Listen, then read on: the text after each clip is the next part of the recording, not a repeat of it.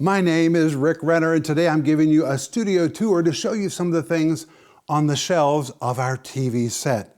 You say, what are you going to show us today? Well, I'm excited to show you this. You say, Rick, what is that? Well, what do you think it is if you were to guess? This one's covered with crustaceans, but look how perfect this one is. You say, what are they? These are real Greek vases from the time of Alexander the Great, but they were called ostrakinos. Aren't they amazing? That's not all. Look at this. This is a real Greek vase from the time of Alexander the Great. They are in mint condition. Why do I have these on my set? They're not just decoration. They say something to me. You know what I think of when I see these? In Greek, they're called ostrakinos. That's the very same word that the Apostle Paul used when he wrote 2 Corinthians chapter 4, verse 7, and he said, but we have this treasure.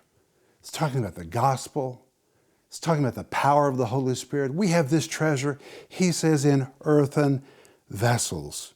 In Greek, that word earthen vessels is the word ostrakinos, this very same word. He had this in mind when he described earthen vessels. It's really unusual that you can find Greek vessels from that period that are not broken because they were so fragile. And when the Apostle Paul said, we have this treasure in earthen vessels, he was writing with such a sense of wonder. Imagine it. God would place his vast, magnificent treasure inside us with all of our fragility and breakableness, yet God has chosen to put his treasure in us. You know, when I was a boy, I loved to play pirate games. And we were always drawing pirate maps, and of course, X marked the spot where you could find treasure. Well, my friends, if you're looking for the X that marks the spot, it's right here in your heart. You may think that you're very fragile, just like ostrakinos, and in many ways you are.